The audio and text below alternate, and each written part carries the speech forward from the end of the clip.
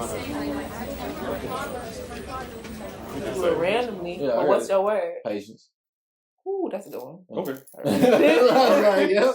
What's up, y'all? Welcome back to another episode of Millennial Talk Podcast, where we the OGs now. We the adults. We gotta navigate this. I'm your host, Kel. I'm Megan. And I'm Jay. Starting early, I see. We starting early. I Okay. We're all aunties and uncles. Okay. If y'all didn't catch that, look at the last I episode. was about to say, we're not OGs. Mm-mm. But what's been going on, y'all? Another video, another week. I had a client crash out in court. So How did you handle that? Okay, I was crashing out of on the court. stand when it happened. So I had to just sit there and allow it to happen. Can you walk us through that though? Judge Because Judy would you're a never. social worker. Correct. So walk us through a day or like how court goes for a social worker. You might want to take a drink, sir. Yeah. I mean, like, if I was to be honest, if I had a traditional day, like you come in, if it's in person, you go into the courthouse, typical, security check, all that. Mm-hmm. Usually I try to get there like 30, 45 minutes just to talk to the parents, whoever, I try to talk to get everyone on the same page. This is really Then y'all get called, get called into the courtroom. Mm-hmm. And from there, they usually have everybody get sworn in. So, right hand up, all that kind of sort of stuff. And then they start the testimony. So usually like the AG, who's the person presenting the petition, child attorney, parent attorneys, and then so on and so forth. So then usually they have me come up and say, what's your testimony based off of like experience with the parent, the child, so on and so forth. So I just basically say what all happened with all parties. And then I get cross-examined and everything else is and ask me 1,000 questions, and then I usually come back down, whoever else go up, and then I come back up usually, and then give my input on recommendations. That's a lot. That is a lot. That's a lot. I would hate going to court that often. That's a part of your job. Yeah. Wow. I probably every week or something like it that. Can be. Oh, okay. It kind of depends. Like what you will have is like these periods where you don't have to go, but then it's like a week or two where it's like back to back to back to back. I would hate that. Yeah, reports gotta be done. Yeah. Each judge is different. So this judge wanted 10 days. This judge wanted 5 days. This judge just wanted sent to them. Mm-hmm. So, and you gotta just kind of keep up with that politicking. You know what I'm saying? Well, let's cheers to you. I was about to say hats off to you. That's a lot. Cheers. Sure, and I'm in the medical field saying that. Mm-hmm. Cheers to you too, because that patient care shit is irritating. Yeah, so that's just the week for real. What about you, Deontay? This week, I really don't know. I feel like my week been really, really regular. Like I'm getting ready. Like my job actually, I know we talked about the well-being days that one episode. Yeah. But now we have summer days. So I don't know what y'all know what that is. But basically, during the period of Labor Day maybe I'm saying this wrong. I think it's Memorial Day to Labor Day. During that time frame, we get off at 12 on Fridays. So, yeah, I'm excited about that. And we still get paid for the whole day. So, well, in my job, we clock in and clock out. 24-hour operation. Work in a hospital. You know how that go. My week has just been full of like just relaxation. Chilling. Anything happen at work? No. Nothing too crazy. No, not too crazy. The crazy person that be at work called off for the whole week. So we love it when it was a peaceful week at work. Very peaceful week at work. Until she come back, then the chaos. It's gonna be hell when she come back. I already know it is. She's gonna have a problem about her schedule and everything like that. So I hate the troublemakers at work because they get on my nerves. But yeah. Other than that, I seen Sinners twice. Period. 2 for 2. Sinners twice. Yep. Loved it. 10 out of 10 for me. Agreed. Movie didn't miss at all. Ryan Coogler became one of my favorite directors off of that though. Yes. I thought you followed Fruitville to. Yeah. I see everything he shot. Yeah. Okay, got you. Yeah. I love Ryan Coogler. Yeah. I've been like really diving deep into the post production, like the interviews they've been doing, the post press runs and stuff. And you really learn more about the movie through them talking about it than like actually the movie. Because I didn't know that Smoke and Annie was married.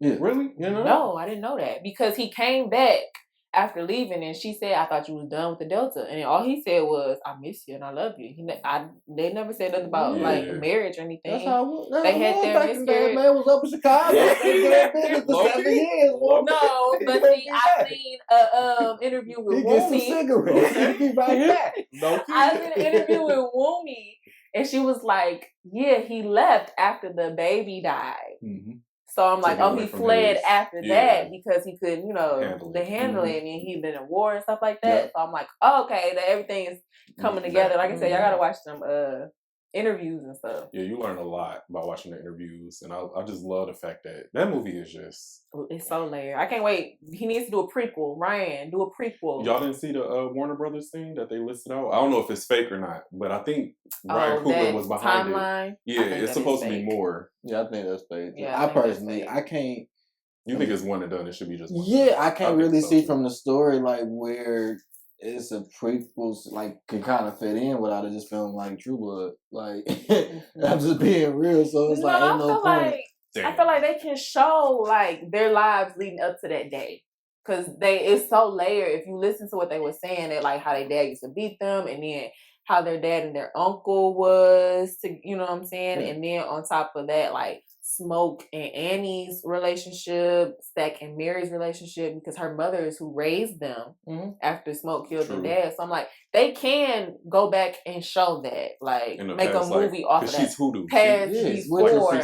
which is cool, but to me, again, the premise of Sinners and the Vampire, clearly those people were not aware of any of that and those type of individuals outside of what, again, the Blue Lady said. So to make it a prequel based off the story of what we were presented with, again, I think they will have to present it in such a manner that it's just better to write an original story. Like I think you could take the ideas of all of that and turn it into something original that would work without, because I think it would taint the story that was just presented. You know what I'm saying? If you tell the backstory of it though. I feel like sometimes I agree with that because even with Marvel, like they be doing too much. Yeah. No, I don't want a sequel or anything like that. I just want to know. Prequel, like even coming to that, sometimes it's better to leave things mysterious. Yeah, like it gives your imagination time to, you know, do what it needs to do. I want to see it. I know, and that's the thing. But that to me tell that he told a good story because you so invested with the character. It's a great story. It should rest at that because you risk tainting what made them love that character to want more. Right. And I get what you're saying. Like if they actually show more, it's like, oh no, I don't like Smoke. The beauty is in the mystique. Yeah. That's what it is. You have to be mysterious. Like, okay. Well, y'all gotta go see Sinners. I think they putting it back out by popular demand. For IMAX. We going. I see you like your drink though. I do. Drinks by Maegan. So we're gonna get into today's trend of the week, which I know everybody already knows, the draft. But congratulations. Shout out to all the young men been drafted. Yeah, shout out to the Lions, baby. We about to go up. I ain't sure about nobody Lions else, going baby. to the Super Bowl. Get a draft. Get drafted to the Buckeye. Oh, I'm happy. Period. I'm happy. So the controversy of the draft is Shedeur. So it's been everywhere, you know. Mm-hmm. So from my understanding, it was based off of basically nepotism. Doing a little bit of like the deep and dive, and they felt like, Deion Sanders is very arrogant, whatever the case may be. And looking at his situation, he comes from money. Other candidates don't, but I disagree. I feel like he should still have a chance if he has talent and stuff like that. It shouldn't be like that. But what do y'all think? What's really going on? I've been seeing a lot of mixed views. Like there's been people saying like, oh, it's because he's a black man and they're trying to do this. Personally, I feel that it's more of like what you said with Deion Sanders being his father and them trying to humble him. As they should not. I feel like for him to go, what was it, 5th round? Yeah, 5th round. For him to go 5th round personally is crazy. Like he has the talent to be within, I'd say 1st, 2nd, or even 3rd round draft pick. So I don't think it was black and white. I was thinking more so like because of who his father was and the strides that his father made and like who his father was back in the day, prime time.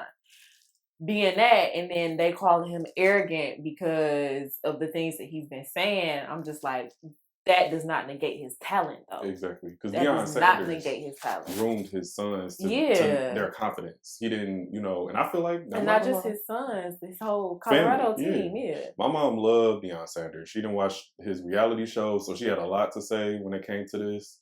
And, like I said, I did agree with her. I feel like, but at the same time, when you really talk about arrogance, it can turn people off, from sponsorship deals, from, your chances to do different things. But I feel like confidence is golden, though. Like, everybody needs that confidence. What you think, Jamie? From my opinion, I think this is the great definition of like two things can be true. Do I think they punishing him for like Deion stuff and just the family name? 100%. But he also allegedly, but it's been like, that type of sports confirmed, like he gave bad interviews and stuff like that. So you came in with this, I want this team, I want this. And when a lot of people talked about it, when he got put to the test for certain things, as far as what a QB prospect would look, he wasn't prepared, as if, basically screwed his interview. Right. And one in particular was with the Giants. So it's like, to me, you did come in with a little bit of arrogance, and the NFL wants to humble morally your dad, but they're like, oh, this nigga coming in here like that? Oh, okay. Ooh, well, we got you. You know what I'm saying?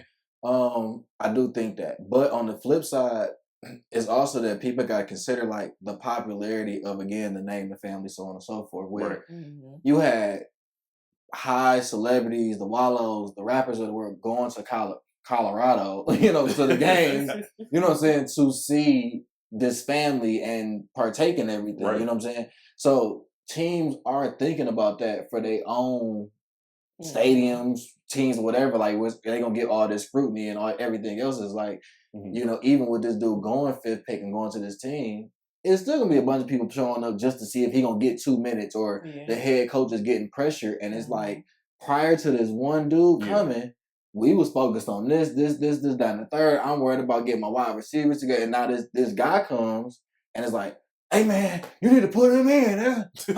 Hey. And it's like, yo, dog, like, I don't want this headache, bro. Like, it's not even worth it. Right. You know what I'm saying? And to be honest with other people, just as my last point, people have to accept, although he's popular, there are candidates and there were candidates that were better than him. Yeah. And that's the reality too. Like, it is people that's better. And it was black. So it's like, it's a win-win for me. Like, ain't no loss. Like, cool. Yeah, I know how that draft go. My cousin did very well. He was the first draft pick. So, same for my cousin, yeah, so we ain't gonna... Yeah, but let's get into the first topic, y'all. So, handling mental health as millennials compared to our parents' generation. What are y'all thinking about that? I'm going to say that we are...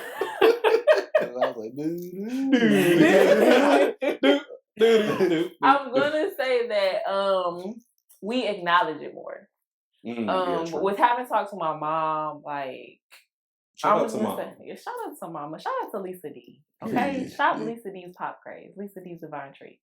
Okay. Yes. Delicious. Delicioso. Very true. We should never make you drink. Okay, professional. Put it on. I feel that we acknowledge it more than our parents. Like, me still being at home and everything like that, I see how my dad handles things versus how my brother would handle things. And I see how I handle stress and everything versus like how my mom would handle stress.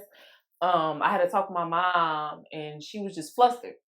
She was really flustered and she was just like, I don't know what's going on. I feel like God is trying to pull me in this direction. And as she was explaining, I'm like, you hold your stress in and stress has become your normal. So now you're operating in stress. You know how to operate in high stressful environments and having high cortisol and high stress and maneuver through life. Right.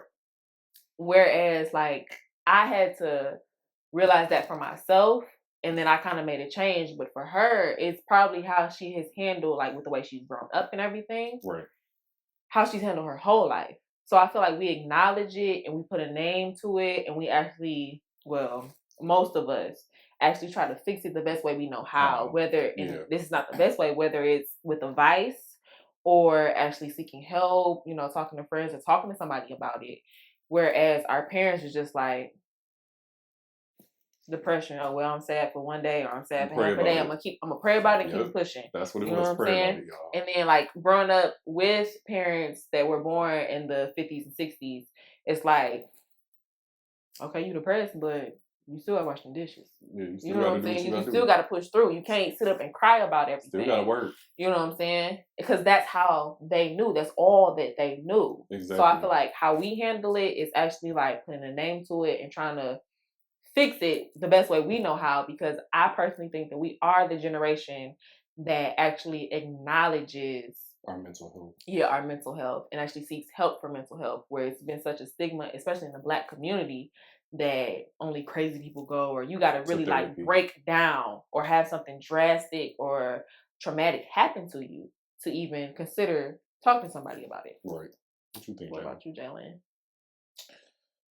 I think I agree with the sense like that we acknowledge it more, but I think we suffer from analysis paralysis more. I think that we overanalyze it, and I think that a lot of times in social settings that is rewarded.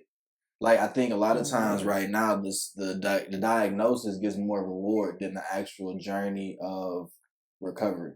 So the fact that you are depressed, you get all of these pats on the back. Well, it's okay. You got up today, dog. You did it, dog. It's like first step. You know what I'm saying? And it's like that's where it is a balance for me. Where I was raised by military, street guys, older people. So that what you just said, depression, you still got to wash the dishes. It's like, yeah, nigga, the dishes still need to be washed, and that's just the reality. So it's like, you know what I'm saying? So it's like when I'm older now.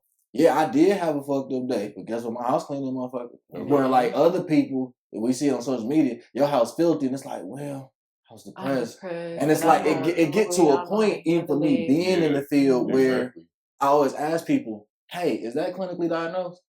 Well, no, bro, because you know, I don't, nigga, you just lazy. like, and that's the honest to God truth.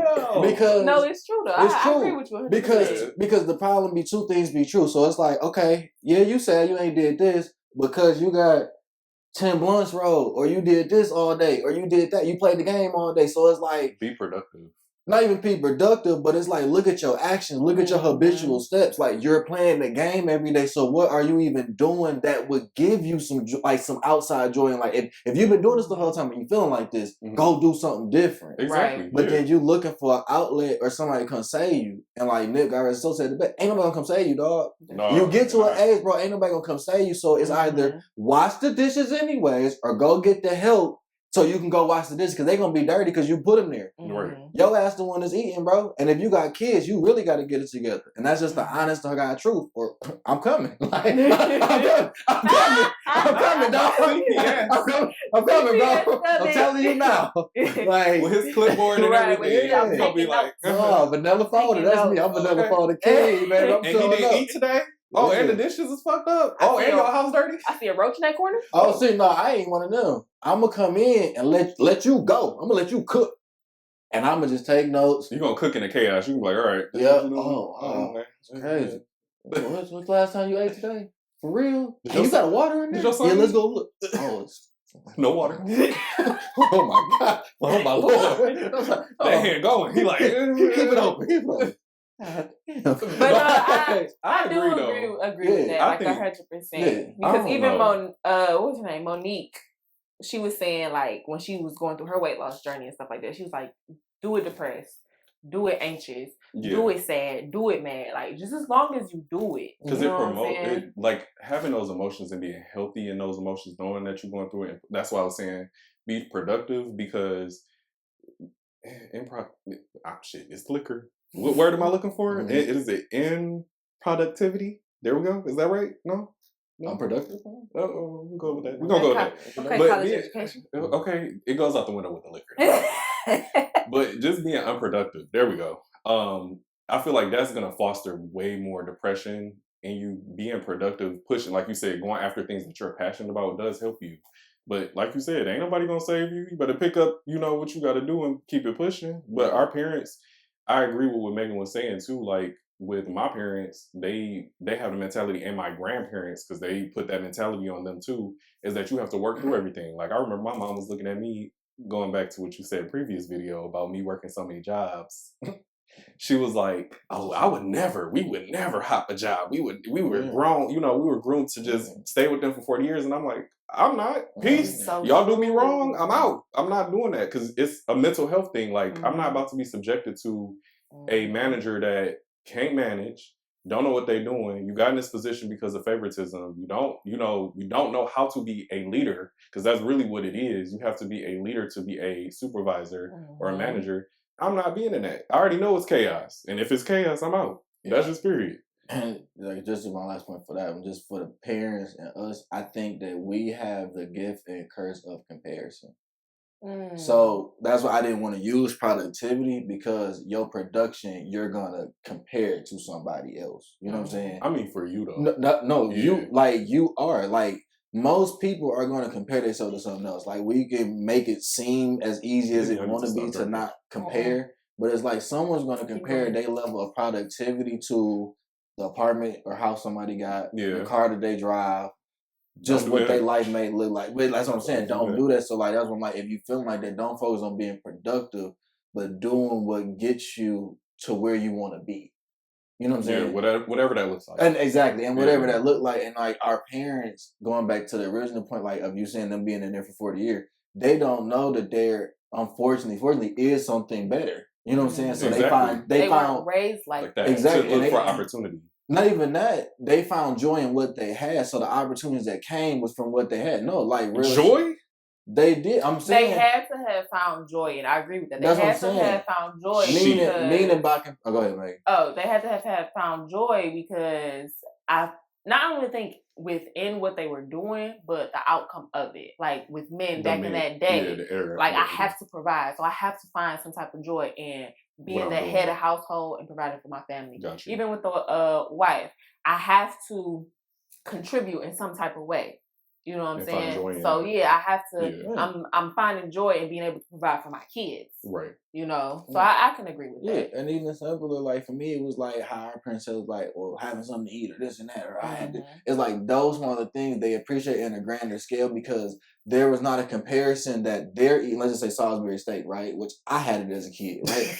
I'm not even tripping. I'm not saying but a good TV dinner, right? Potatoes right. In the middle. But now at 15, 16, if I said today, you can compare that to a meal of a kid at 7 p.m. in New York, and it's like, yo, he's eating a while our parents, like, we just laugh because we all connected on that. They social circles connected on that, and it was cool. Like, it wasn't that, girl, you ain't had no lobster. It's like, you didn't get made fun of. Not a seafood boy. If somebody posts something that's a undervalued, poverty-looking type meal, whatever, they get criticized and critiqued on social media and stuff like that. Whereas, like, that was a traditional meal with people growing up, or like, you know, you going through the struggle, you wouldn't know that you was going through the struggle because you couldn't compare yourself to somebody over here. Exactly. We all struggling, nigga. You live next to me. Like, what you mean? And that's how it really was back in the day. Like, you knew that Miss Johnson and them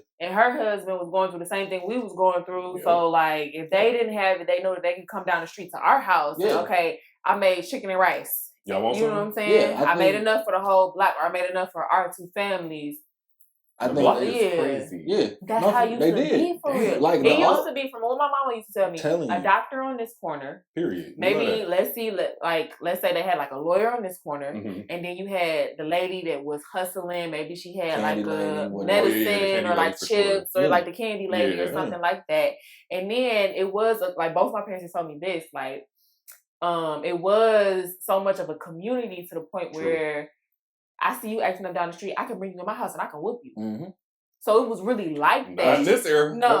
But it was really like that. That community aspect back in the day. Yeah, or at least sit you down and call a communal whooping. No, for real, bro. The teachers used to be able to whoop you back in the day. They used to happen a little when I was growing, because my people was so cool. Like, my grandma was so known in the community. Like, I wouldn't get a whooping. Like, she crazy. But they had called, because I was that bad. But like, they had called my grandma, or they had called these people. Call your grandma. Everybody number. You know what I'm saying? And like, that was some regular stuff. And I think our parents struggle most with communication.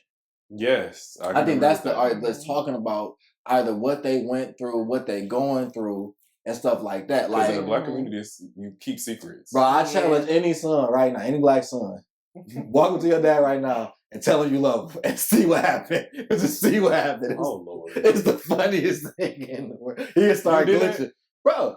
I forced my glitching is crazy. Yeah, he started glitching. But it's true though. It's true. He started glitching. But I got my dad to the point now where I said, and he'll even say it back, initiate. But that's been a fight since the top of COVID. You know what I'm saying? Not to put my business out there, but like we had a deep conversation, and then it just began from there. And he told me to this day, like him and his dad didn't have nearly a close relationship that me and him got. And I forced that. You know what I'm saying? See, and I kind of had something similar with my mom. Not.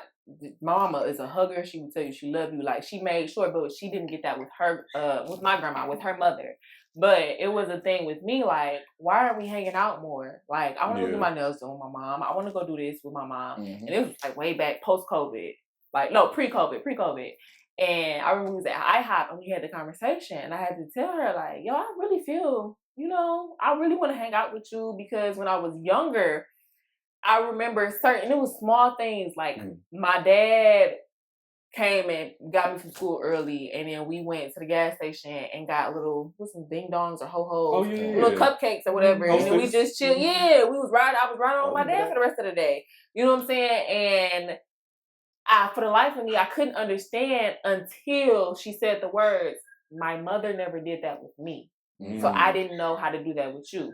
My mother singled out every kid and kind of like not turned them against each other, but like did certain things singly. And I didn't want that to happen with you and James. So I always did something with you and James. But she never thought to separate. This is my daughter. Let me spend one-on-one girl time with her. Exactly. And it wasn't until she said it, because it was in college when we had this conversation. So I'm like, now I have the mindset of, okay, it's me and you. Like, you want to go out for brunch. And then even now, looking at her, we had another conversation where it was like, our cousin just passed away, and she was going to Ohio. Yeah. And she was like, I never slept in a hotel room by myself. And then she said, because I've been with your father since I was 18, fresh out of high school. So it clicked something else in my head, like, all my mama know is my father. And it's always been in me to like, okay, we got to do more together, because I'm always family oriented, that liquor. Okay.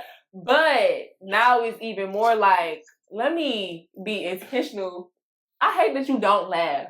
I do. Because you be wanting to laugh. Like, you be snickering for sure. I hate that you don't laugh. Like, just let it come out, Jalen. But like, now it's more. I was crazy with y'all. I was like, yeah, all right. I guess so. Give me another round. All right. Now it's more like, okay, let me, in my mind, since we've had that conversation, and hey mom, because she watches our episodes. Period. Hey mom. She's like, she'll be,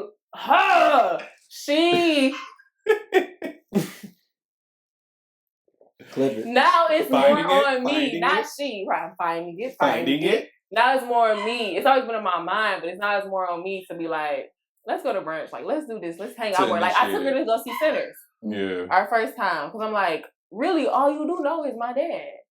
She has her close friends, and yeah, they would hang out, but her friends are like her. Right. So now it's like, let me be that extroverted person for my mom, and let's spend more time together. With the whole parental thing, like, versus us as millennials, I feel like with my dad, he was more so the type that, he was young. Like, when my parents met, not to put too much, Mom, I know you watch this too, but Mom.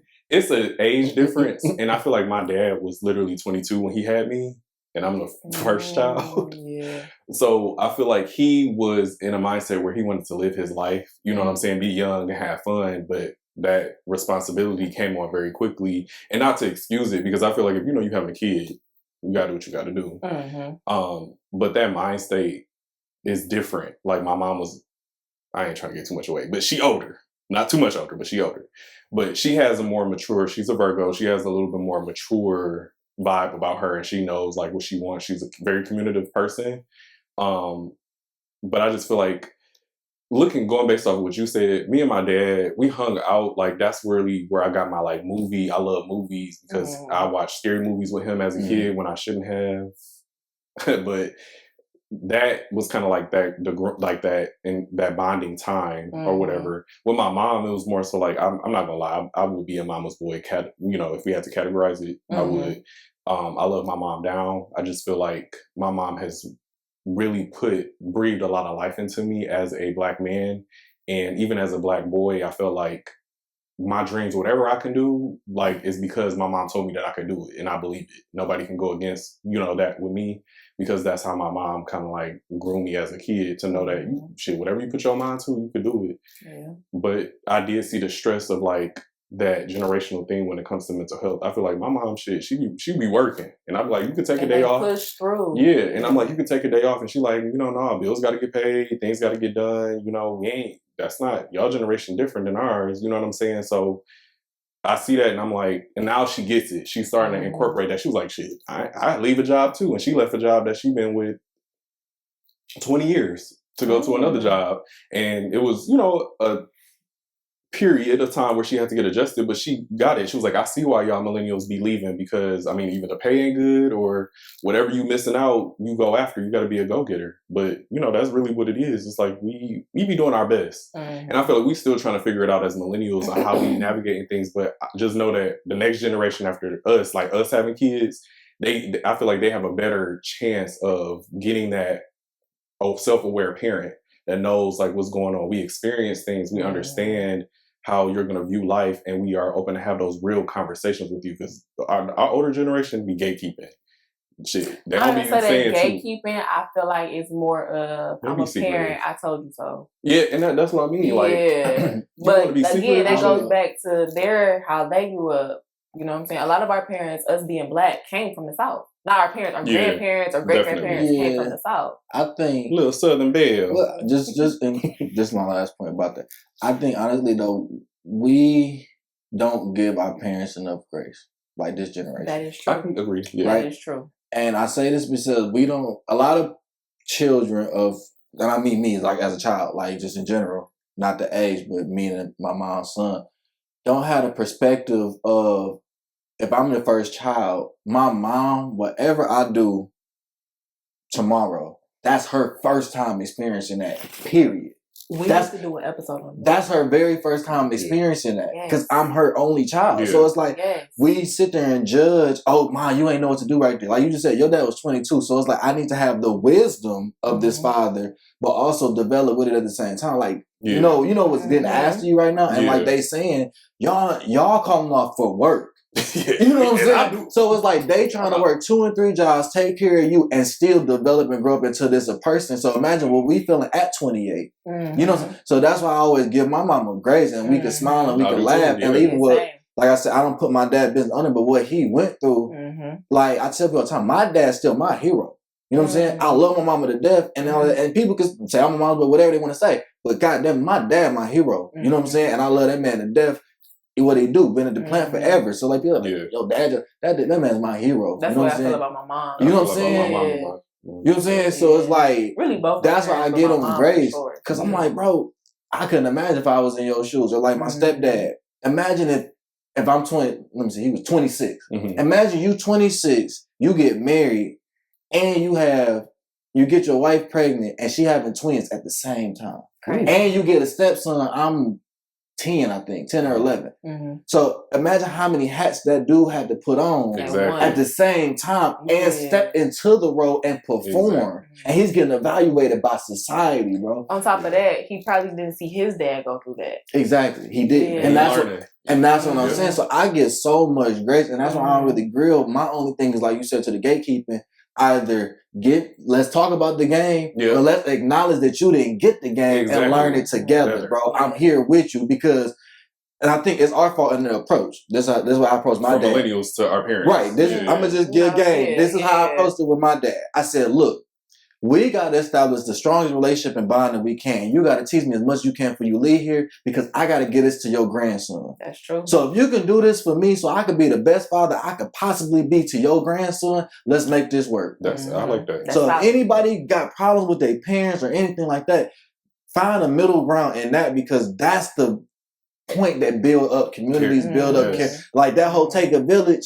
That's where it starts. It does take a bitch. That's where it starts. But just a conversation. Like I said, the conversation I had with my mom, it was a hard conversation to have, but I had to bring it up to her, like, yo, I don't feel as close to you as I do with my dad. Mm-hmm. But then that's when we started looking back as a childhood, like my brother is 3 years older than me, so he had to be in school earlier than me, and my mom had to be at work early, so boom, I'm gonna drop James off. My dad, I'm gonna drop Maegan off. Right. You know what I'm saying? So it wasn't that she wasn't trying, it was just, this is my perspective that's why I said as a kid. And it, like, through that conversation, after she said, my mother never did that with me, literally 180. I'm like, okay, I got it. From now on, I got it. And then with Exactly. And then with the other conversation, it's like me actually realizing all you know is my daddy. You know what I'm saying? And I am your one and only daughter. Like what you said, that's why I said we really need to do a conversation, like forgiving parents and giving grace. I think that's one of our topics in the list too. Yeah, but we really need to do that because it goes so deep. Because if somebody would just sit down with their parent. And like I said, all my mom had to say was, my mom never did that with me. Right. But it might be something way deeper with somebody else's parents. Because we all have our personal demons. Without, sometimes your parents, it's just within you. Yourself. It's just what you blaming your parent will realize in real life, it's like, I'm doing what I know. Yeah. I'm doing what I can. Based off of who I am as a person. Based off of how I was raised. Yeah, it was grandma's fault. Yeah. Okay. We're not doing that. We ain't gonna say. And I had a dream too. I had a dream. I had a dream. We gonna get through this. It was too serious. I was like, nah, grandma did it. You know what? I love my grandma. We gonna segue. We gonna segue on the grandparents here. Topic 2. Okay. So we gonna go to why do we experience burnout as millennials, hustle culture versus just having us trying to have a balanced life? Like, what does that really look like? Burnout look like for us? For me, because I feel like it's based on everybody. True. Yeah. Like I said, in regards to my mom, she knew how to maneuver through her stress. Thus, I know how to maneuver through stress, and I perform, quote unquote, better in high pressure and high stress conversations. That's me too. I mean, not conversations. Environments. Yeah. So, burnout for me is really like being up here and shooting all the way down because I've been operating in stress. I've been operating in, I don't want to say trauma, but like I've been operating in stress for so long to the point of like me being done with my school. I got 3.8. My goal was 3.5. I got 3.8. I really pushed myself this semester. And it's like my body, after I realized I don't have to study, I don't have to do homework anymore, I have been having the hardest time getting out of bed. Yeah, it's the my energy. My energy is like, whoo. And then it's kind of like my burnout goes to I can't do it anymore. Not that I don't want to, but I can't. And I figured that that's the reason why I haven't restarted or like revamped my business, because the amount of burnout that I have from that, like doing everything by myself, because I formulated the products by myself. Gotcha. I got the ingredients by myself, the marketing by myself, the taxes on the back end, the actual business aspects by myself, to the point where it's like, I can feel that. I agree with you. I'm exhausted just from that, even the thought of it. So like, it's like my mind shuts down. That's what burnout looks out for me. Looks at. I'm similar to you. For me. I'm very similar to you because I even got to a point where my mental mantra is pressure make diamonds. Like, you going to go through it. Like, just, get through it. You got this, whatever, blah, blah, blah. But in all actuality, I know that burnout looks crazy as hell to me. Because if I spaz the fuck out, which is, in our modern day, it's a crash out. But I feel like I had those periods where I do be crashing the fuck out. I don't let people see it, but I be crashing out. I just feel like you have to know your steps to get, like, how you're getting to that point. You know what I'm saying? Like how they always say, like, you have a midlife crisis, stuff like that. We need to know what our steps are and how we're getting to that point, and know how to not only cope, but just be self-aware with how we're going to move and how we deal with those things. Because for me, I feel like talking to, you know, family, friends, and other people that like you have businesses and stuff like that. You do too. Like we all understand that aspect of like, you know, make sure your business is together. You want it on paper, signed, everything, business accounts, all that type of stuff. And it is stressful doing it by yourself. And I get that. You know what I'm saying? But that's really my thing has always been working through stress, working through everything. And I was raised on that whole, like, you know, pray about it. Everything gonna be okay. And in my mind, I'm like, I am gonna pray about it. But at the same time, I have to actually put 50% effort into it too, because God is not gonna just be like, you know, you got to put your effort in. Faith without works is dead. Exactly. So that's the type of person I am. And it is, I feel like, a method to the madness in a sense. Like I am gonna stress out, and I know I'm a human. I'm always gonna stress. But I have to know how to manage that stress healthily, whatever. I'm trying. Get into that. But yeah, what you think, Jay? Because I heard it from two perspectives. One thing that both of y'all said was Okay, chill on us. Right. And it's like, you know, that adds to the stress of it all. You know what I'm saying? And like it's only us. Like and that's the problem with this generation to me. And going back to the previous council, like the gatekeeping from the previous generation, they don't teach the process to allow us to appreciate the process. You know what I'm saying? So put us on game. We really do a lot of comparison to what someone else's path was and how they get there. And it's usually through social media. And 90% of the time the people lying. So it's like, well, they gatekeeping too. Yes. They want you to buy something. They just lying. When you buy when you buy what they got, as someone who has bought what they got, they don't know what they talking about even there either. It's just it's like I got you sucking. It's like when you get sold a bad eighth. It's just what happens. It's just what it is. So it's like it's the turn. You got to charge it to the game. You got to charge it to the game. You know what I'm saying? But all in all, I think it's because we have this, let's be an entrepreneur, let's do this, let's do so. You feel this hustle, you feel this pressure to have to do, right? I tell people all the time, when I go out of town and I'm flying back into Detroit, there is something that happens to my body that makes me feel like I have to then go do.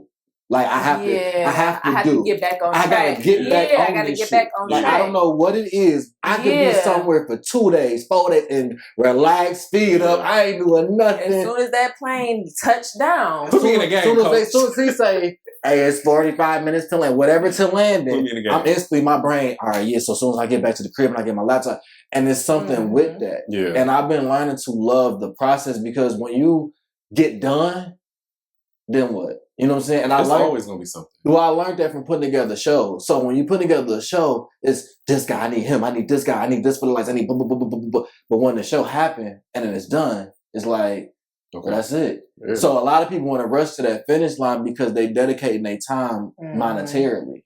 You know what I'm saying? You're not dedicating your time to other things that are truly tangible and worth preserving, like I was saying. Like, I agree with you.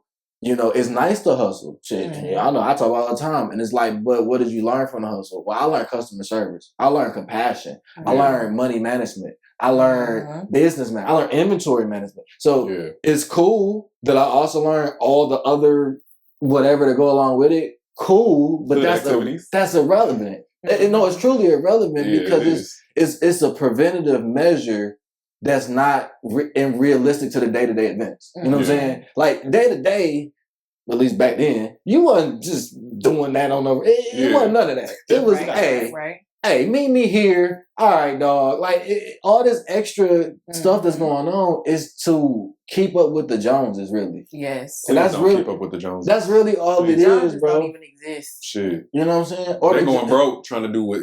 y'all don't understand. They're going broke. You keep up with the Joneses. The Joneses trying to keep up with the Ericksons. The Ericksons trying to keep up with the... Kardashians. And the truth of the matter is... They all struggling. We all It's in some way, shape, or form. We're all struggling. No matter what financial tier you hit, you're always gonna have something. Yeah. Point blank. This life is not a cookie cutter life. You got to figure out what you gonna go through your own personal struggles. Bro, life is not meant to be figured out. Yeah, it's not. That's the ultimate. Enjoy the chaos. And the thing is, I wouldn't want to live no life that I could figure out on average in 70 years. You know what I'm saying? It ain't worth living. It's real talk. It ain't worth living. So that's just the all in all of it. Like, seek a life that's worth living, one that's full of value, and one that has a moral compass that you can pass down. At the end of the day, like, even going back to the hustle thing, like finding them skills to pass down, whatever I'm talking about. Yeah. I talk about that all the time. Like, I can't teach all this, but like I was saying on camera, this is a product. Okay, this product, this and that. What's the price of this product? Okay, who's the like? It's the same stuff. It's just what's the product? Yeah, exactly. And that's it. So I guess my question to pose is, how do we manage through burnout? I feel like it's just being. I always say this. I feel like I'm a like if you can give tips. Yeah. Be self-aware. Just know like who you are as a person. Like we all just said, we're all different with how we handle things. So if you know yourself, just know what those like symptoms are for you, and do what's necessary to get you to where you need to be. You know what I'm saying? And I mean that in a mental, way. Be happy, feel whatever endorphins is going to get you. Let me change that. Not whatever, because you don't want to do nothing crazy, but things that are healthy for you to get to where you need to be, whether that's spending time with family, exercising, do whatever is going to get positive endorphins in you and do the right thing, for yourself. I'm going to keep it simple. Burnout. What you trying to say? I'm just saying, I ain't going to say nothing sweet, but like burnout is like a diagnosis, and like it's a preventative symptoms to it. Straight up. The greatest decision you can make for yourself is a yes and a no. That's it. My tips would be enjoying the journey. To speak on what you said, don't just keep pushing for the end goal. Take it one step at a time and actually live and enjoy every step, every up, every down, every failure, every success along the way, and knowing when to bow out, knowing when you need rest, knowing when you need to sit down and just sit in silence for 10 minutes. That's when you can recuperate. That's when you can feed into yourself, because you can't pour into an empty cup. Like, it's impossible. So my tips would be to do that. Like, find balance and enjoy, and knowing when to fall back. Yes. Yep. Pivot. Okay. That's again, pivot. So now we're going to move into, if I knew then what I know now.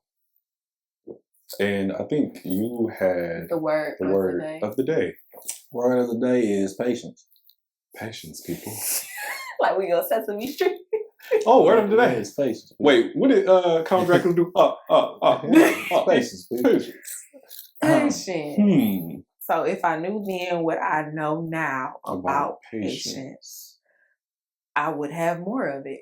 But I wouldn't fault myself in the times that I didn't have it. I feel like a lot of times we beat ourselves up too much. True. So I feel like if I knew then what I knew now about patience, I would not only give myself more time to blossom into the person that I'm becoming, but I would give other people more time and have more patience with their progress and who they are and who they're becoming.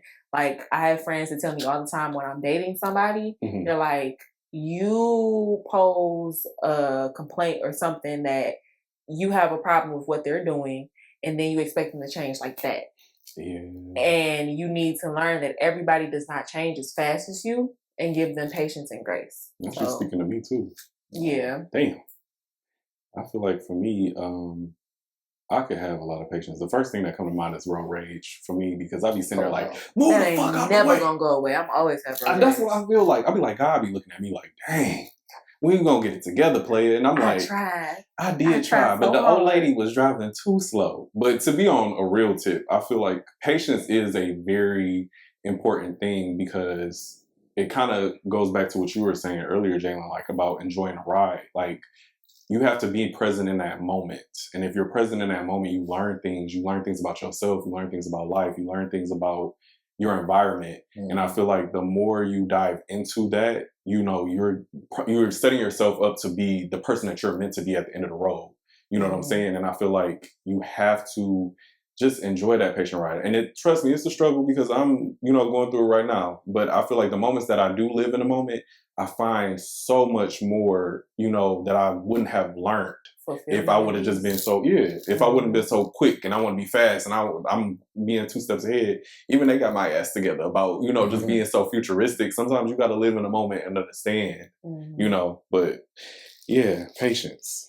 I guess for me, even as the poser of the word, I learned early on that patience was one of my greatest tools. Mm-hmm. Like I was a very patient kid. Like I was one of them weird kids. Like I sit there, like you said, you was bringing me something. I sit there for hours just waiting. Hell no. But I've been mad as fuck. I wish. But it was like I learned, like at least looking back, that was taken advantage of in the sense of like, because I was so patient, my self-discipline in these relationships, my connection with my parents or this person, that patience would be taken advantage of because I'm cool with it. I understand I've been through the emotions before I did this. So like the world is not going to give you grace. The world is not going to give you patience. So I'm going to be the one person that can give you that. And I would expect certain loyalty, certain things in return for that. And that will always come back in long term being it. So like I always say, patience is a double-edged sword where it's like you can be patient waiting on something and it ultimately your time could be wasted and you get nothing back from that. And being okay with that. And you gotta be okay with that. Be okay. But then that take patience. That take you sit. So it's like that's why I say patience is such a double-edged sword where it's like until you really learn how to utilize it properly, it won't truly become an asset to you. Exactly. You know what I'm saying? Exactly. So like I'm just developing that point now where patience is an asset for me. You know what I'm saying? And something that I utilize to further what I want to do in life.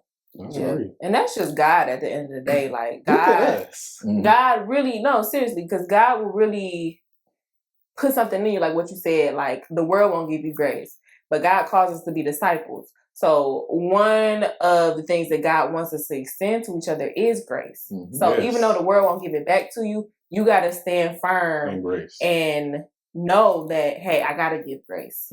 I got to give patience. I got to do this. Not only because it's who I am as a person, but that's God moving through you. Like I know I'm not going to get nothing back in return, but I'm doing it. And I know that this is what God wants. So I'm getting rewarded on a level that nobody can even see. They can't even fathom. Yeah, can't even fathom. We won't even see until we pass away. I'm getting rewarded in this way. And it's hard, y'all. We ain't making it seem like it's easy. It's hard. It's a struggle. It's a challenge. And it's a challenge that's going to develop your character. And that's really what really matters in your spiritual connection. That's all that really truly matters. You know, we got this, millennials. You know how we do. We getting through it. We make a way. We always do. We make a way. But you know, that's the end of our video. I know y'all missed us already, but you know, you can find us at Farrell.Kel. At _Maegan. At PROD56 Freq. And then also make sure you follow our Instagram page at millennialvisionent on Instagram. And make sure you like, comment, and subscribe. That's how you're going to see our beautiful faces every week. And, you know, we got this, y'all. Every video drops Friday at 6 p.m. Yep. And I really put my foot in this drink, though. You did. And I'm feeling Let me tell you something. Crown Royal, strawberry margarita mix. And see how strong it is. And then cran apple juice. It tastes like candy. Okay. It's gone. Wait, what is this, 50 cent? Candy shop? I'll take you to the candy shop. What I got. Come on, Jalen. Come on, Jalen. Taking my drink. You can't do his part. Hey. I hate you.